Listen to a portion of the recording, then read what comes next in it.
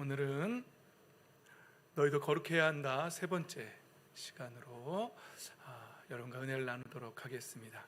본문은 같습니다. 레위기 19장 1에서 2절 말씀 한 목소리로 함께 합독하고 은혜를 나누도록 하겠습니다. 함께 있습니다. 시작. 주님께서 모세에게 말씀하셨다. 이스라엘 자손 온 회중에게 말하여라. 너는 그들에게 이렇게 일러라. 너희의 하나님이 나 주가 거룩하니 너희도 거룩해야 한다. 아멘. 할렐루야. 예수 그리스도의 생명의 빛으로 충만하시기를, 그 빛을 받아 누리시기를 예수님의 이름으로 축복합니다. 아멘. 거룩해야 한다. 우리 계속 나누고 있는데, 거룩한 삶, 누가 거룩한 삶을 사는 거라고 지난주에 나눴죠? 거룩한 옷을 입은 사람? 아니면은 새벽기도 잘하는 사람? 어떤 사람이 거룩한 삶이라 그랬죠? 하나님이 하라는 걸 하고 하지 말라는 거 안 하는 사람, 쉽게 말하면 순종하는 사람, 하나님의 말씀에 순종하는 사람이 거룩한 사람이라고 지난주에 나눴어요. 만약에 어떤 사람이 40의 작정 기도를 했는데, 제가 늘 주로 비유로 드는 분들이 권사님인데 우리 교회는 권사님이 안 계시니까, 근데 이 말씀 듣는 권사님들은 좀 늘 기분 나쁠 수도 있겠어요. 어떤 권사님이 40일 작정 기도를 하셨어요. 그리고는 집에 가서 며느리를 잡들이 합니다. 거룩하십니까? 40일 작정 기도했으니까? 아니에요. 하나님이 서로 사랑하라는, 내 이웃을 내 몸과 같이 사랑하라는, 하나님을 마음을 다하고 뜻을 다하고 성품을 다해서 목숨을 다해서 하나님을 사랑하고, 그것이 크고 첫째 되는 계명이고, 또 둘째는 이와 같으니 내 이웃을 내 몸과 같이 사랑하라는 그 말씀을 지키지 않는데 40일 작정 기도를 한들 그것이 무슨 거룩한 삶이겠습니까? 기도를 하는 것 자체로 거룩한 것이 아니라, 기도하면서 하나님 내가 사랑할 수 있게 해주세요, 하나님의 마음을 주세요, 하나님의 형상을 회복시켜 주세요 라고 기도하는 거예요. 그래서 그 기도를 힘입어서 말씀을 읽고 깨닫고 기도로 능력을 얻어서 하나님의 명령을 지키는 거예요. 서로 사랑하라. 내가 너희를 사랑한 것 같이 너희도 서로 사랑하라는 그 말씀을 지키는 거예요. 그렇게 지킬 때, 순종할 때에 우리가 거룩한 사람인 줄 믿습니다. 요즘 이 거룩한 삶에 대해서 세 번째로 이렇게 나누는데, 설교를 준비하면서 걱정되는 게 있었어요. 그게 뭐냐면은요, 사람이 이렇게 교회에 모이면, 우리 여기는 어린아이들도 있고, 바람 좀 줄여주세요. 사람이 이렇게 모이면, 교회 안에 모이면 어린아이들도 있고 또 성인들도 있고, 믿음의 연수가 짧은 분도 계시고 깊은 분도 계시고, 진짜 영적으로 성숙하신 분도 있고 아직은 미성숙한 분도 계신데, 이제 거기에 맞춰서 설교도요 단계가 있거든요. 깊이가 있어요, 설교도. 그래서 어떤 단계에 맞춰서, 누구에 맞춰서, 마치 학교에서 그런 거 있잖아요. 사람이 많이 있으면 누구한테 맞춰서 가르쳐야 할까. 어떤 사람은 잘 이해하는데 어떤 학생은 잘 이해를 못하잖아요. 그런 것처럼 설교자들도 항상 이게 그래요. 항상 걱정이에요. 그리고 요즘 설교를 들으면서 또 시험에 드실까 봐 그런 생각이 들어요. 이게 무슨 말이냐면요, 믿음의 단계가 있고 설교의 깊이가 있는데, 제가 생각하는 믿음의 단계 1단계는요, 그리고 설교의 1단계는 본질적인 설교거든요. 뭐냐면, 이렇게 오늘 제가 대표적인 말씀들 생각나는 대로 제가 이렇게 옮겨왔는데요. 주 예수를 믿으십시오. 그리하면 그대와 그대의 집안이 구원을 얻을 것입니다. 사도 바울이 빌립보 지방에서 간수장이, 사도 바울과 신라가 찬양을 했을 때 옥토가 흔들리고 문이 열렸을 때 죄수가 도망간 줄 알고 그 간수가 자살하려고 했어요. 그때 당시에는 죄수를 그렇게 놓치면 죄수 대신에 간수가 죽어야 하니까, 그래서 죽으려고 칼을 뽑으니까 사도 바울이 가만히 있어라, 우리가 그대로 있으니까 몸을 상하지 마라, 이렇게 말했어요. 그러면서 그 간수장이 너무 감동해서 내가 어떻게 해야 되냐 하니까 사도 바울이 주 예수를 믿으십시오. 그리하면 그대와 그대의 집안이 구원을 얻을 것입니다. 아주 본질적인 말씀이죠. 여러분 예수 그리스도를 믿으십시오. 여러분과 여러분들 집안이 구원받으실 줄 믿습니다. 아멘. 그렇습니다. 요한복음 1장 12절에도 예수님께서 말씀하시잖아요. 그 이름을 믿는 사람들에게는 하나님의 자녀가 되는 특권을 주었다. 사도 요한이 요한복음을 통해서 예수님이 하나님의 아들이시고 예수님을 믿는 사람, 그 이름을 영접한 사람들에게는 하나님의 자녀가 되는 엑수시와 법적인 권세를 주시겠다고요. 본질적인 설교죠. 네. 하나님을 영접하신 여러분, 하나님의 자녀가 되신 줄 믿습니다. 아멘. 예, 사도행전 4장 2절에도 이 예수밖에는 다른 아무에게도 구원은 없다.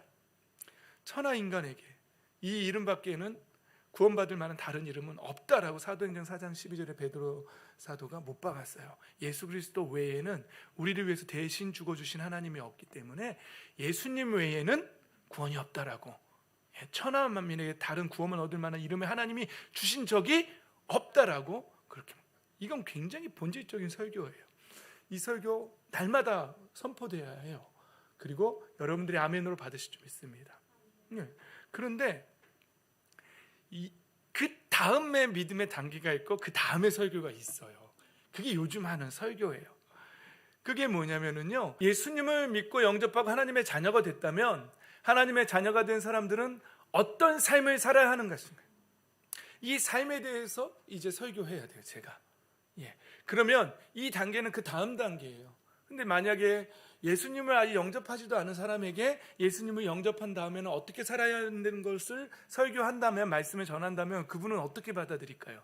아직 예수님 영접하지도 않았는데. 그러니까 설교자는 항상 어느 단계에서 설교를 해야 할까? 예수님 말씀하시잖아요. 예수님을 믿는 너희는 세상의 소금이다.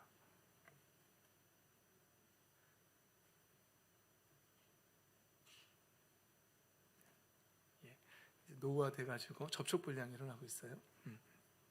그리고 너희는 세상의 빛이다. 그러면서 너희의 착한 행실을 보고 하늘에 계신 너희 아버지께 영광을 돌리게 하여라.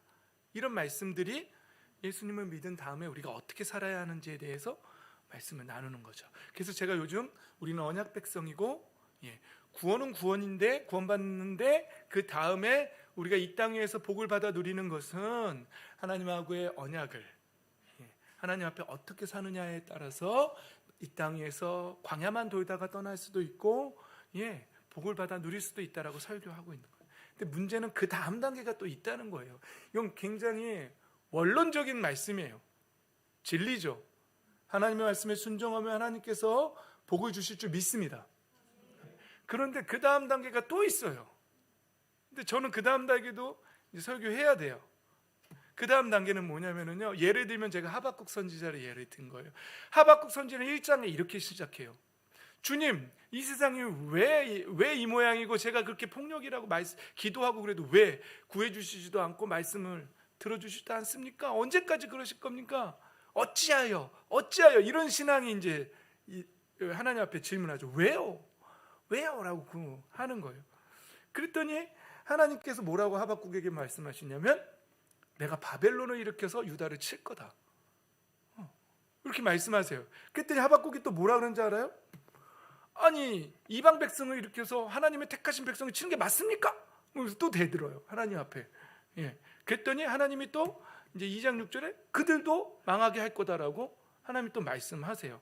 그리고 내가 거룩한 성전에 있어 온 땅은 내 앞에서 잠잠해라. 내가 하는 일에 잠잠해라. 이렇게 말씀하세요. 그러니까 하박국 3장으로 가면 하박국이 뭐라는지 아세요? 이렇게 말해요. 주님, 내가 주님의 명성을 듣습니다. 주님께서 하신 일을 보고 놀랍니다. 이렇게 말해요. 그리고 하나님의 뜻이 있구나, 하나님의 계획이 다 있구나. 그러면서 하박국이 기도 가운데, 환상 가운데 하나님이 유다를 치시고 바벨론까지 멸망시키시는 것들을 다 봐요. 그러면서 진노 중에라도 국류를 잊지 말아달라고 그렇게 기도해요. 그러면서 이제는 하박국이 뭐라고 기도하는지 알아요? 찌라도, 포도나무의 열매가 없을지라도, 올리브 나무에 딸 것이 없고 밭에서 거두어드릴 것이 없을지라도, 우리의 양이 없고 외양간에 소가 없을지라도 나는 주님 안에서 즐거워하련다. 나를 구원하신 하나님 안에서 기뻐하련다. 이 신앙까지 가는 거예요. 그럼 저는 이 단계까지 여러분들한테 이제 설교를 해야겠죠. 근데 받을 만한 분들은 받으실 거고, 뭐라는 거야? 라고 하는 분들은 또 못 받는 거예요. 마치 아직 예수님을 영접하지 않은 분에게 예수님을 영접한 사람이 어떻게 살아야 하는지를 설명하면 이해 못하듯이, 이제 막 예수님을 믿고 이제 이렇게 하면 복 받는구나라고 이렇게 하는 단계에 있는 사람들이 이제 거쳐가야 될 그 다음 단계. 하나님 왜 줘? 라는 이제 이 신앙에 대해서. 그러면서 하박국은 이제 하나님 나의 힘이시다. 처음에는 막 언제까지요? 왜요? 뭐 그러다가 나는 나의 발을 사슴과 같게 하셔서 나로 나의 높은 곳에 다니게 하신다. 이런 이제 고백을 하게 되는 것이죠. 여러분 욥의 시련은 기억하십니까? 그 다음 단계로 가야죠. 우리가 이제 우리가 하나님의 말씀대로 언약을 지키며 살았는데 욥도요. 정말 하나님 기뻐하는 사람이 욥 같은 사람 봤냐? 그러면서 자랑하실 정도로 그랬던 사람이에요. 근데 욥이 마지막에 욥기 마지막에 이제 뭐라고 고백하죠? 이제 저는 알았습니다. 이제 깨달았습니다. 저는 잘 알지도 못하면서 감히 주님의 뜻을 흐려놓으려 한 자가 바로 저입니다. 깨닫지 못하면서 함부로 말을 하였습니다. 이렇게 이제 고백하는 것이죠. 그러면서 예전에는 제가 귀로만 들었지만 이제는 눈으로 주님을 뵀습니다. 욥이 이해할 수 없는 그 시련들 겪고 난 다음에 이제는 제 주장을 거두어 드리고 회개합니다 라고 말하는 것이죠. 여러분 이게 그 다음 단계예요. 여러분 이게 해결되셨어요? 하나님 왜요? 나한테 왜 이러셨어요? 이게 해결되셨어요? 아니면 아직 그냥 난 말씀 잘 지키면 복 받는다고 했는데 그러다 말씀 잘 지키고 나름대로 몸부림치면서 거룩하게 살려고 노력했는데 연단이 와. 그러면 이제 왜요? 라고 설명하겠죠. 그러니까 제가 걱정하는 건 이거예요. 이 단계들이 있는데 설교의 단계들이 있는데 제가 2단계 설교를 하고 있을 때 3단계를 알고 있는 분이 그 과정을 겪고 계신 분이 이제 목사님 3단계는 모르시나 보다 이럴까 봐 걱정이 돼요. 모를 것 같습니까? 여러분 제가 어떤 불을 뚫고 나왔는지 여러분 아십니까? 제가 지금까지 만나본 수백 명의 목사님들 중에 저와 같은 불을 뚫고 나온 목사님은 아직까지 만나본 일이 없어요. 교만 같죠? 근데 사실은 조금 어폐가 있어요. 불이 좀 종류가 달라요. 어떤 분은 건강적인 측면에서 저는 건강적으로는 지금 뭐 좀 당뇨 수치가 높고 좀 그런 거 얘기하지만 그분들이 겪은 그런 불에 뚫고 나온 불 제가 경험하지 못한 불도 있어요. 그러나 저도 만만치 않은 불을 뚫고 나와서 저는 사실 이 단계는 해결됐어요. 여러분들은 해결되셨어요? 다윗의 광야는 이해가 되세요? 다윗의 광야. 사무엘이 다윗을 찾아가서 기름을 붓죠. 그리고는 골리앗을 이기는 거 한 번 경험해요. 그 다음부터는 주야장천 광야예요. 왕의 사위가 됐는데 그 다음부터는 광야로 10수년을 돌아다녀요. 돌아다니면서 무슨 생각을 할까요? 뭐야 기름 부음 받았는데 이게 뭐야?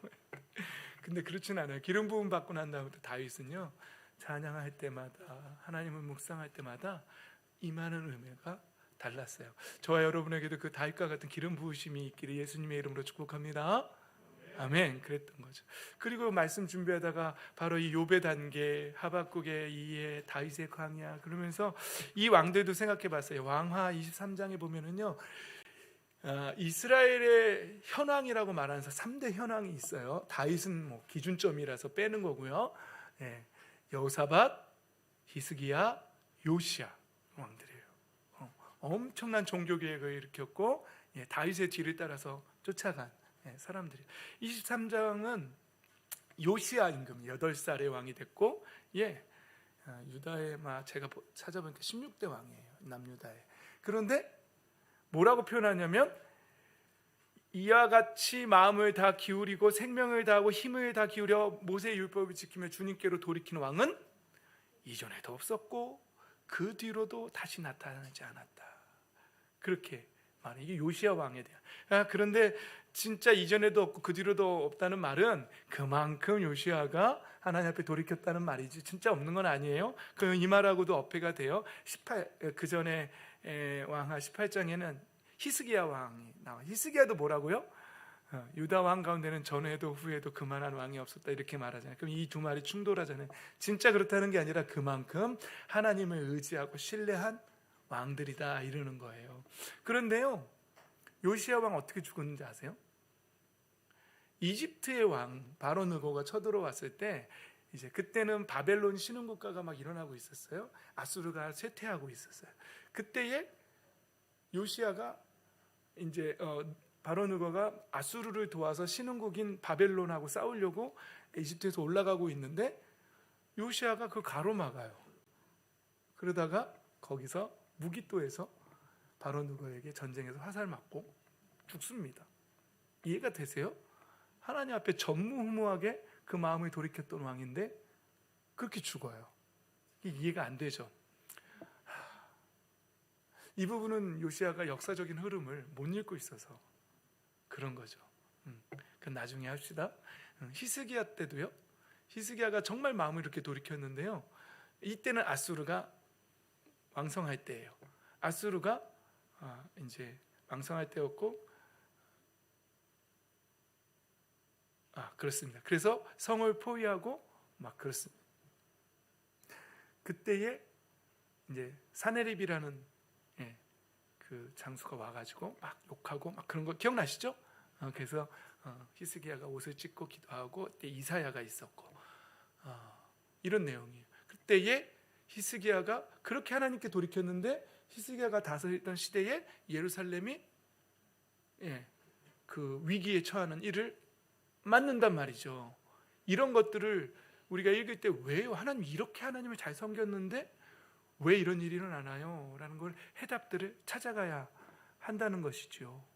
근데 여기서 그러면은 여기에 믿음의 단계가 있고 또 이것을 설교해야 되는 설교의 단계가 있는데 여기서 끝나느냐? 또 그렇지도 않아요. 그 다음 단계가 또 있어요. 그 다음 단계는 이사야 6장 8절의 말씀을 제가 여러분들한테 이제 예로 들을 수 있겠죠. 이사야가 환상 중에 이제 하나님 만나고 제단 숯불로 입을 정화시키고 그런 다음에 음성을 들어요. 뭐라고요? 내가 누구를 보낼까? 누가 우리를 대신하여 갈 것인가? 하나님의 음성이 들려요. 그때 이사야가 뭐라고 대답하죠? 한번 빨간 글씨만 읽어볼까요? 시작! 제가 여기에 있습니다. 저를 보내어 주십시오. 이게 그 다음 단계. 제가 깨달은 단계들이에요. 그렇구나. 그렇구나. 여러분은 어디까지 깨달으셨고 어느 단계에 계십니까? 저는 저를 보건대 요 단계에서 오락가락하고 있습니다. 저를 보내셔서 했다가 어느 날 기분이 확 양하면 안 갈래요 막 그랬다가 또 제가 할게요, 또 열심히 할게요 했다가 때리칠래요 막 그랬다가 막 왔다 갔다 하는 거 보니까 이 단계에서 저는 왔다 갔다 하는 것 같아요. 저는 왜요는 해결됐어요. 왜요? 모든 주권이 하나님 앞에 있고 하나님께서 하십니다. 그럼에도 불구하고 하나님 신실하십니다. 난 주님을 신뢰합니다. 내 목숨이 떠나간다 할지라도. 제가 선교사님 이름이 생각이 안 나네요. 어느 식인종 마을에 파푸아뉴기니인가요? 뉴질랜드인가요? 갔는데 가자마자 죽임을 당해요. 근데 총이 있었어요. 근데 쏘지 않았어요. 짐 엘리엇. 탄자니아. 오케이. 갑자기 생각이 나서. 그런데 이해할 수가 없죠. 그런데 나중에는 그 아버지를 쏜 그 사람이 그 현지의 목회자가 되고 그 아들이 또 선교사로 갔는데 그 아들이 어머니도 선교사로 가고 그 아들도 갔는데 부인도 선교사로 가고 그 아들도 갔는데 그 아들이 그 아버지를 죽인 그 부족의 최초 목사에게 세례를 받는 침례라고 해야 돼 저희는 그런 일을 제가 읽었어요. 선교사 역사에서. 그러니까 우리는 이해할 수 없어요. 하나님께서 하시는 일에 대해서 그 단계까지 가야 돼요. 그 모든 것이 이해되는 단계까지 가야 되죠. 여러분들한테 질문하는 거예요. 어느 단계까지 믿음이 성장하셨고 어디까지 이해하고 계시고 어디까지 하나님을 신뢰하고 계십니까? 제가 어느 단계에 맞춰서 설교해 드릴까요? 계속해서 제가 여러분 가야 됩니다. 여러분 아프리카로 가야 합니다. 막 이렇게 하면 이제 여러분들이 교회를 떠나시겠죠? 어떻게 될지 모르겠어요. 그래서 저는 하나님 말씀을 주중에 준비하면서 어떻게 해야 할까? 어떻게 이해하고 있을까? 사실 제가 요즘 하고 있는 이 시리즈 하나님 앞에 순종하면 복 받는다, 하나님의 언약을 지키면 하나님이 약속한 복의 권리를 누린다. 그럼 현재 못 누리고 있는 사람들은 뭐냐? 그럼 다 언약을 어긴 사람들이냐? 뭐 이렇게 또 해석할 수도 없는 거잖아요. 그렇죠? 그러니까 고민이 되더라고요. 그래서 여러분들 잘 이해하시고, 믿음이 단계가 있고 설교에도 깊이가 있다라는, 깊이의 단계가 있다는 사실을 이해하시고, 지금은 그럼 제가 어느 정도 수준의 설교를 하고 있는 것 같아요? 한참 기초적인 설교를 하고 있는 거예요. 하나님의 언약을 지키면 복 받습니다 라는 정도의 수준의 설교는 굉장히 그래도 굉장히 본질적인 거예요. 이건 변함없어요. 하나님 약속이에요. 그 특별하게 하나님이 연단하시고 훈련하시는 게 있어요. 그건 하나님의 특별한 뜻을 가지고 그를 더 성장시키기 위해서, 그를 하나님께서 쓰시기 위해서 그렇게 훈련시키는 경우가 있다는 사실을 마음에 간직하고 계시기 바랍니다. 그런 상황에서, 그런 배경하에 이제 오늘 말씀을 다시 나아갑시다. 하나님께서 너희 하나님인 나 주가 거룩하니 너희도 거룩해야 한다라고 말씀하셨고, 거룩한 삶은 하나님께 순종하는 삶이라고 했어요. 그렇죠? 그래서 하나님께 순종하는 사람들이 하나님의 복을 받아 누릴 권리를 갖는다고 그렇게 말했어요. 그래서 예수님께서 새 계명을 우리에게 주셨고 서로 사랑하라는 말씀을 주셨고, 우리가 서로 사랑하고 있으면 거룩한 사람이고 순종하는 사람이고, 사랑하지 못하고 있는 사람이라면 거룩하지 못한 사람이라고, 현재 상태라고 제가 말씀드렸어요. 다시요.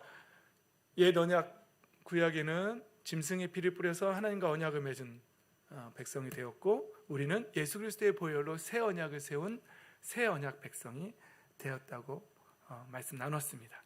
그리고 출애굽기 19장 5절에 언약을 지키면 나의 보물이 될 거라고 말씀하셨고, 제사장 나라가 될 것이라고 말씀하셨습니다.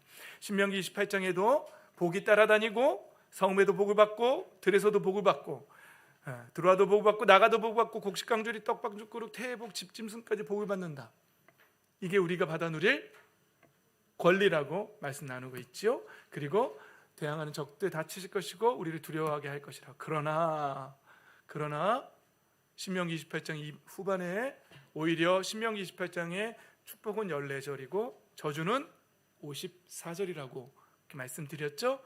그래서 온갖 저주가 따라다니고 손으로 하는 모든 손을 대는 일마다 저주받을 것이라고 하나님의 언약을 지키지 않으면, 그런 경고의 말씀이 분명히 있다는 거죠. 그래서 다 넘어갔어요. 너무 길어가지고 지난주에 다 넘어갔어요.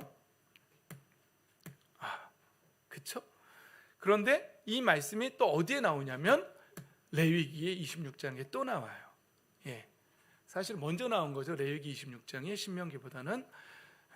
하나님의 언약을 지키면 뭐라고 말하냐면, 너무 타작할 게 너무 많아서, 거두어들일 게 추수할 게 너무 많아서 타작을 겨우 끝낼 것이래요. 이런 삶 살고 싶으세요? 이런 삶 살게 되기를 예수님 이름으로 축복합니다. 그럼 뭐 해야 돼요? 하나님의 언약을 지켜야 돼요. 서로 사랑하는 사람 돼야 합니다. 하나님 사랑하고 내 이웃을 내 몸과 같이 사랑하는 사람이 돼야 해요. 그리고 땅을 평화롭게 하시겠다고 그렇게 말씀하세요. 원수들 다 쫓아내고 사나운 짐승도 없애고, 또 100명이 5명에게 쫓기고 10,000명이 100명에게 쫓길 거라고. 그 적들이 우리는 5명이에요. 그래요. 그리고 가장 큰 축복이 이거예요. 너희가 사는 곳에서 나도 같이 살겠다. 이렇게 말씀하세요. 감사하죠. 하나님이 우리와 함께 사시겠대요. 그리고 너희 사이에 뭐 하겠다고요? 거닐겠다라고 약속하세요. 나는 너희 하나님이 되고 너희는 나의 백성이 될 것이다. 이것이 하나님의 언약을 지키는 언약 백성이 받아 누릴 축복입니다. 그러나 레위기 26장에도 그 다음 말씀이 나옵니다. 그러나 만약에 언약을 지키지 않으면, 내가 하라는 거 하지 않고 하지 말라는 거 하면 다음과 같이 보복하겠다라고 말씀하세요. 뭐라고요? 눈을 어둡게 하시겠대요. 그리고 원수들이 와서 우리의 씨를 다 먹어버릴 거래요. 그리고 얻어맞고 다닐 거래요. 17절 마지막에는 쫓는 사람이 없어도 도망다니는 신세가 된대요. 생각해 보세요. 쫓는 사람이 없어. 우리를 쫓아오는 사람이 없어. 근데 누가 쫓아오는 것 같아. 그러면서 도망가는 거예요. 말도 안 되는 삶이죠. 이게 저주받은 인생이 되는 거예요. 이 지경이 되어도 나의 말을 듣지 않으면 뭐라고요? 7배로 벌하겠다고요. 그 다음 단계는요, 이제는 하늘과 땅을 굳게 만들어서 소출 내지 못하게 하겠대요. 열매 맺지 못하게 하겠대요. 예. 그리고는 그 전 단계는 열매는 맺는데 원수가 와서 먹는 거예요. 뺏어 먹는 거예요. 근데 지금은 아예 소출 자체가 멈춰버리는 거예요. 그리고 순종하지 않으면 7배를 더 벌하겠다고 말씀하면서 들짐승을 보내서 너희들 아이들을 움켜가게 하겠다라고 그렇게 말씀하세요. 그런데 또 이 지경이 될 때까지 23절에 너희가 나에게로 마음을 돌이키지 않고 여전히 나를 거역하면 뭐라고요? 죄를 7배로 더. 이제부터는 뭐가 나와요? 이제 전쟁이 나오기 시작하는 거예요. 그리고 재앙이 뒤따르면 먹거리도 끊어버리시고 다 배가 고플 것이라고 그렇게 말씀하세요. 여기서 끝나느냐? 이것도 다음 단계가 있어요. 이렇게까지 하여도 너희가 나의 말을 듣지 않고 여전히 나를 거역하면 7배나 더 벌을 받게 될 것이다. 그러면서 마지막에는 그 전쟁이 너무 심해서 너희는 너희 아들의 살과 딸의 살이라도 먹을 것이다. 그런데 이 말씀이 열왕기하 6장 28절에 여호람 왕, 이스라엘 여호람 왕 때 아람이 사마리아 성을 둘러쌌을 때 진짜 거기서 어떤 여자 둘이 찾아와서 여호람 왕한테 하소연을 해요. 도와달라고. 뭘 도와줄까 그랬더니 이 여자랑 나랑 약속을 했다. 오늘은 내 자식 잡아먹고 내일은 네 자식 잡아먹자. 그래서 내 자식 잡아먹었다 어제. 그래서 오늘 네 자식 잡아먹게 내놓으라 했더니 이 여자가 안 내놓는다. 이게 좀 억울하다. 이 말을 하니까 여호람 왕이 그 자리에서 옷을 찢어요. 그리고 이사야를 죽이겠다고 이제 막 헛소리를 해요.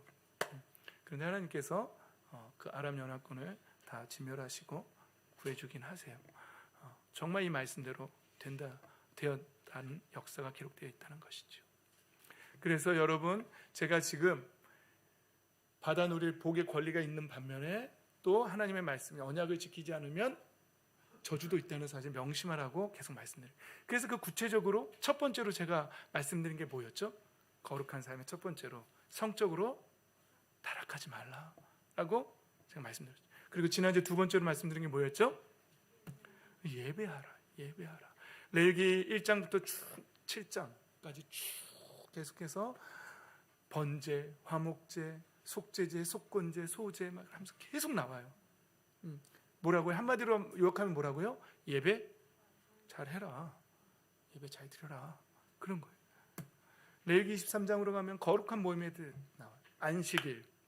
거룩한 모임을 열어야 한다. 안식일에 그냥 쉬는 게 다가 아니에요. 거룩한 모임을 열어야 돼요. 그 다음에 나오는 말씀 23장 레위기 23장 5절에 뭐가 나오죠? 유월절. 거기도 강조되는 게 뭐라고요? 거룩한 모임. 누룩을 넣지 않은 빵 뭘 상징하죠?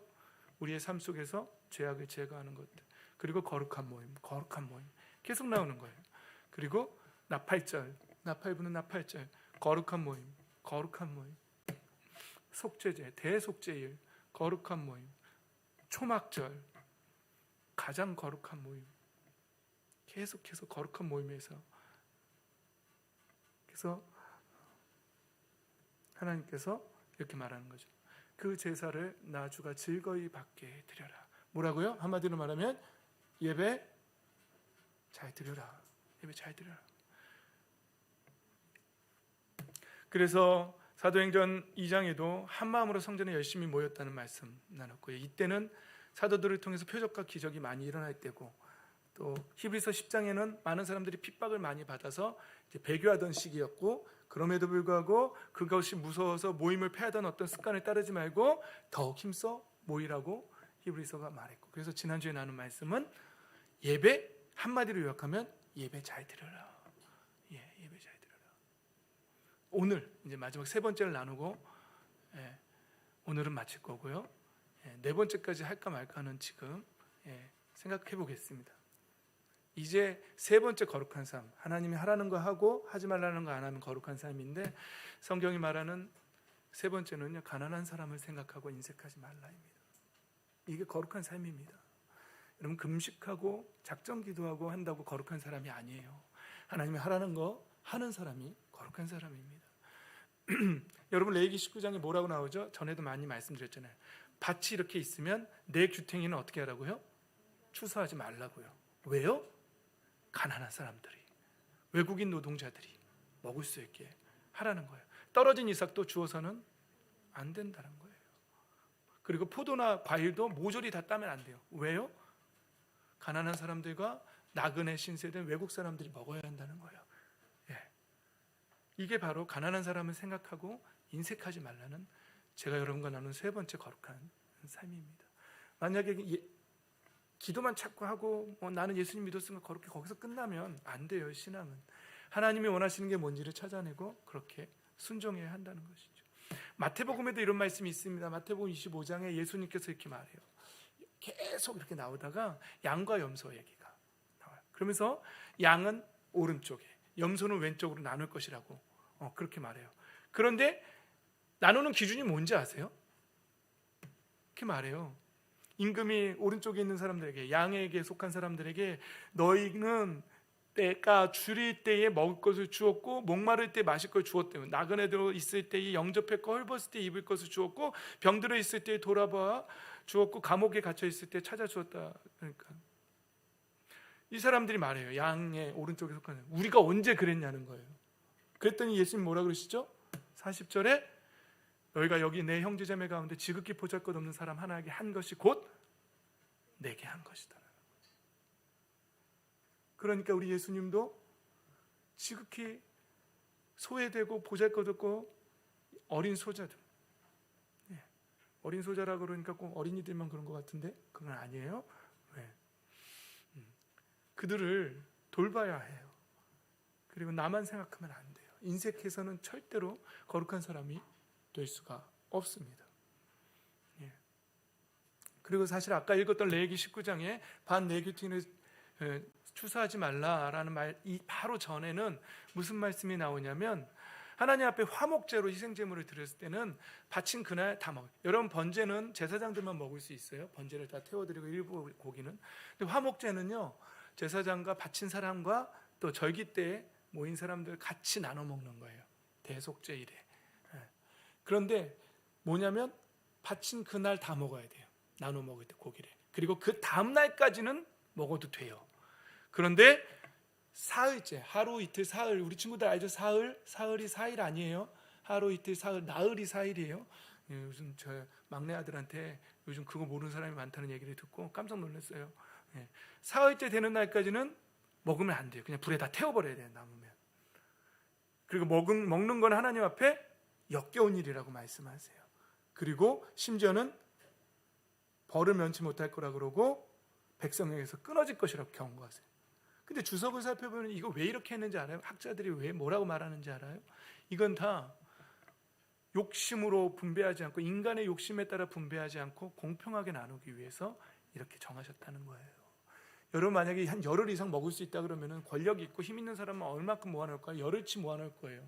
그리고 가난하고 소외되고 외국인 노동자 이런 사람들은요, 아마 한 점도 먹기 힘들 거예요. 다 뺏겨가지고. 그런데 다 태워버리라고, 이틀까지만 먹고 다 태워버리라 그러면은 많이 갖고 있어봐야 먹을 수가 없어요. 여러분들, 저는 친구들하고 그런 적이 있거든요. 음식 잔뜩 시켜놓고 이제 남아, 이제부터 가위바위보해서 진 사람이 먹는다, 이런 거 해본 적 있어요? 그것도 굉장히 괴로워요. 그러니까 이틀만 먹고 다 태우라 그러면은 욕심 부릴 수가 없죠. 적당히 먹고 다 나눠주게 되는 거예요. 하나님은 이렇게까지 세심하게 소외되고 가난한 사람들을 돌보라고 말씀하고 있습니다. 우리가 요즘 읽고 있는 이사야서는 뭐라고 말하고 있나요? 이사야서에 너희들 무엇하러 나에게 이 재물을 바치냐? 싫다. 보이러 오지만 내 마당만 뜰만 밟고 갈 뿐이다. 니네는 그냥 형식적으로만 와서 예배만 드리고 가는 거다. 그런 말을 해요. 여러분, 예배 잘 드리셔야 됩니다. 형식적으로 왔다 마당만 밟고 가시면 하나님 싫다고 하십니다. 그리고 헛된 재물, 다 쓸모없는 것들하고 역겹다라고 말씀해요. 그리고 참을 수 없다. 뭘 참을 수 없다고요? 거룩한 집회를 열어놓고 못된 짓도 함께하는 것. 역겹대요. 이 못된 짓이 뭔지 한번 볼까요? 못된 짓, 이사야가 말하는 못된 짓. 이 못된 짓을 하면요, 너희가 팔을 벌리고 기도한다 하더라도 하나님 거들떠보지도 않겠대요. 왜? 거룩한 사람이 아니기 때문에 그 복을 받아 누릴 수, 기도 자체를 하나님이 듣지 않겠다고 말씀. 아무리 많이 기도한다고 하여도 나는 듣지 않겠다 그래요. 신앙생활 똑바로 하셔야 돼요. 그러면서 이렇게 말씀해요. 씻어라, 정결하게 하여라, 악한 행실을 버려라, 악한 일을 그치고 옳은 일을 하여라. 그러면서 정의를 찾아라, 억압받는 사람을 도와주어라, 고아의 송사를 변호하여 주고 과부의 송사를 변론하여 주어라. 이렇게 말합니다. 이사야 선지자가 지금 고발하고 있는 게 뭐예요? 이스라엘 백성들은요, 하나님 앞에 예배를 멈춘 적은 없어요. 헛된 예배를 드려서 그렇지. 그런데 그러면서 삶 속에서 하나님이 말한 그 가난한 사람들을 도와주라는 그 정의를 다 놓친, 자비를, 인애를 다 놓친 거죠. 그러니까 하나님이 역겹다고 하는 거예요. 그들의 예배가 역겹다고 하시는 거예요. 그러면서 이제는 가서 그들의 정의를, 옳은 일을 되찾아라. 그래 너희 기도를 듣겠다라고 말씀하시는 겁니다. 찾아볼까요? 사도행전 4장 보면은요, 이때에도 뭐라고 말씀하시냐면은요, 그때에 많은 무리가 다 모여서 함께 사는데 아무도 자기 소유를 자기 것이라고 하지 않고 모든 것을 공동으로 사용했다라고 초대교회 때 이렇게 살았다는 거예요. 우리는 이렇게 살기가 힘들죠. 이렇게 살기를 원하는 사람 누구라고요? 가난한 사람들이 이렇게 살기를 원하세요. 그런데 부자들은 이건 현대 시대랑 맞지 않아요. 그래서 원치 않아요. 예, 저도 이렇게 살고 싶지는 않습니다. 치사해서.